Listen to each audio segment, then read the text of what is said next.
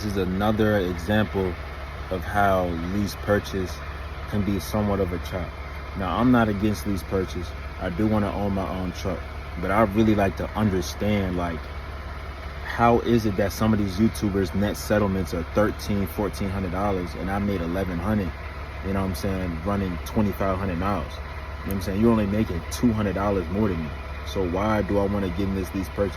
You know what I'm saying? So I'm going to show you another example of, and we're just going to compare what the driver made this month or in the quarter compared to just his truck payments on lease purchase. Now, we don't know how he's running. We don't know how he's with his money or none of that, but that does matter. How you are with your money, financial discipline, and how much you're running, and if you understand the lanes.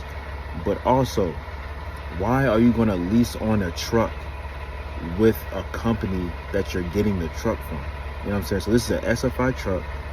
They're with Schneider. So not only are you paying Schneider their truck payments, they also control the freight and how you make your money. But you can take your truck anywhere, but you do get a discount on the truck payments with Schneider. So maybe that is, but this is a mega carrier. They're not looking for you to become your own boss, to become the next Schneider. That's not how this works. It's not how business works. It's all about the bottom line. So let's get into it. All right, so we're just going to focus on the total revenue. We're going to focus on the truck payment, which is voluntary settlement deduction. For Q1, $48,388. That's what he made in the first 3 months of the year. Now, if you divide that 45,388 by 3, you're going to get, oh snap, you're going to get 15,129. So every month on average for the first 3 months of the year, that's what his truck payments were. Now, I mean, that's what he made. Now, the truck payments were 15,724. Now, if you divide that by 3, that is going to give you 5,241. So for the first quarter, every month on average, his truck payment was $5,241. Now, if you subtract that 5,240, now you subtract the 5,241 from the 15,129, that's going to give you 9,888. So on average, after the truck payment, he's already down to 9,888. No other deductions have came out.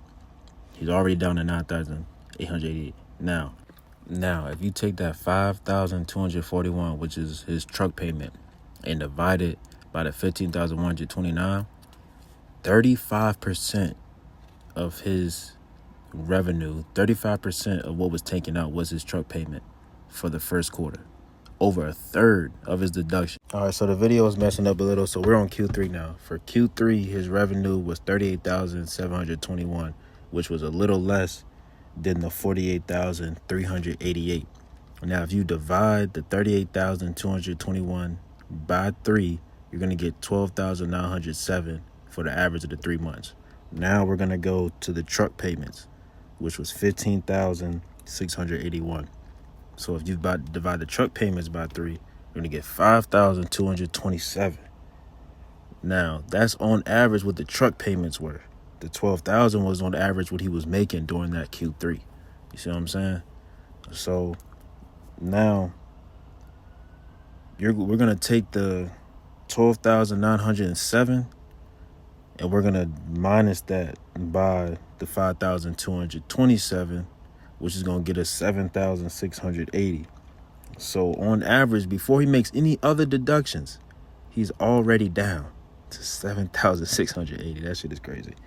Then if you take that 12,900, that 5,227 divided by the 12,907, that is going to give you about 40%. So 40% of Q3 of what he was making every month, 40% of that was the truck payment.